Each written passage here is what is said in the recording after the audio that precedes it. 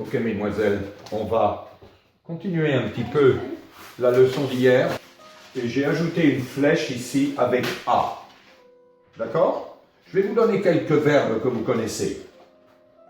Par exemple, parler à. Par exemple, je parle à Emma.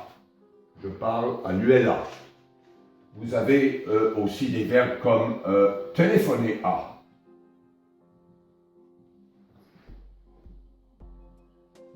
Téléphoner à mes parents, par exemple. Je leur téléphone presque tous les jours. Écrire à, c'est un autre verbe avec A. Par exemple, encore une fois, écrire à mes parents. D'accord? Vous avez aussi des expressions comme par exemple, vous connaissez cette expression, rendre visite à. Par exemple, je vais en France chaque année ou presque et je rends visite à mes parents. Vous peut-être à Sydney, vous rendez visite à vos grands-parents, par exemple. D'accord? Donc, vous avez aussi une expression que vous ne connaissez peut-être pas, faire peur à. Par exemple, le professeur parfois fait peur aux élèves. C'est pas très bon, bien sûr, mais ou bien je vois un serpent ici en été et j'ai peur du serpent. Le serpent me fait peur. Le serpent nous fait peur. Serpent, d'accord? Vous avez donc des expressions comme ça. Alors, je vais utiliser mon feutre bleu maintenant pour vous montrer les pronoms. Alors, ils sont également avant le verbe. J'écris la totalité comme ça, avant le verbe, c'est-à-dire comme hier avec les pronoms directs. Vous vous rappelez, je le vois, je la vois, je la regarde, je la cherche, je les cherche. C'est la même chose. Donc vous avez par exemple ici me, te. Alors ici ça change par rapport au pronom direct. Vous avez lui pour un garçon ou pour un homme, pardon. Vous avez également lui pour une fille ou une femme. Vous avez toujours nous, vous avez vous, et vous avez leur. Et j'insiste, avant le verbe, j'insiste. On va donner des exemples. Prenons le verbe parler. Je parle à Emma, et je vais remplacer Emma par un pronom. Je lui parle, c'est une fille. Donc je vais l'écrire ici, par exemple. Nous savons que c'est une fille. Je viens de le dire. Donc je lui parle, on va mettre une petite flèche comme ça, fille. On sait que c'est une fille ou une femme. D'accord? Je parle à Pierre, c'est un garçon, je lui parle également.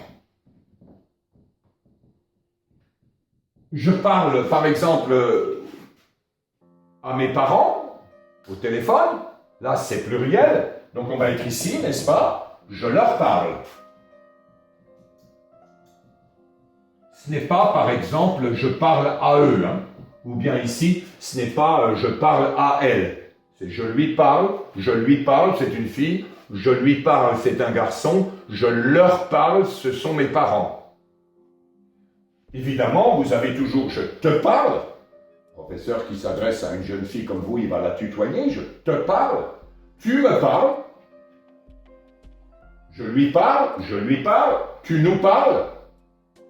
Je vous parle, le professeur parle à ses élèves, et puis je leur parle, par exemple, les garçons qu'il y a ici, ou un groupe de filles et de garçons. D'accord? C'est la même chose avec écrire. Je lui écris, je leur écris. Alors ici, on a déjà vu rendre visite. Par exemple, je rends visite à mes parents chaque année, je leur rends visite chaque année. Donc c'est la même chose qu'ici. Je leur rends visite. Donc leur, c'est mes parents. Ou bien mes grands-parents. Par exemple, vous pouvez dire, je rends visite à mes grands-parents 2 fois par mois, par exemple, à Gosford. Je leur rends visite. D'accord? C'est clair? Donc, encore une fois, j'insiste, c'est la même chose avec faire peur. Par exemple, le serpent me fait peur, le serpent te fait peur, toi, le serpent lui fait peur. Alors on pourrait avoir il, c'est le serpent, hein, bien sûr, il lui fait peur. En anglais, ça serait he scares her ou he scares him, parce que ça peut être un garçon aussi. Ou bien, il fait peur aux jeunes filles ou aux étudiants, il leur fait peur. He scares them. D'accord? C'est bien clair, hein? Il y a d'autres verbes encore. Je ne vais pas vous donner une liste exhaustive, mais il y a beaucoup de verbes comme ça avec K. Je vous disais l'autre jour que c'est très important de connaître votre vocabulaire. Parce que si vous savez que c'est par exemple rendre visite à, c'est pour les personnes, ce n'est pas visiter. Vous vous rappelez que visiter, c'est pour les musées par exemple, ou bien la Tour Eiffel. Par exemple, j'ai visité la Tour Eiffel l'année dernière, je l'ai visité, L'. Je visite la Tour Eiffel cette année, je la visite.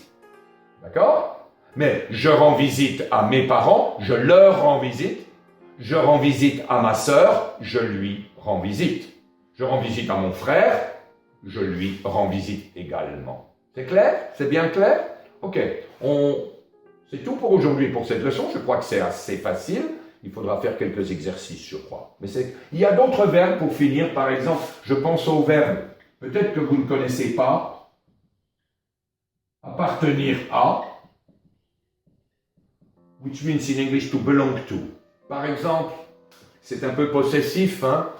J'appartiens à Zarina, I belong to Zarina, je lui appartiens.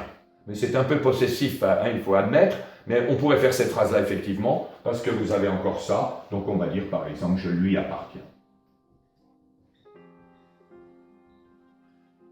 C'est T-I-E-N-S, hein, excusez-moi, j'ai plus beaucoup de place avec le tableau, je lui appartiens. Si c'était mes enfants, je leur appartiens. I belong to them. Je leur appartiens. Donc, rappelez-vous, avant le verbe. Voilà.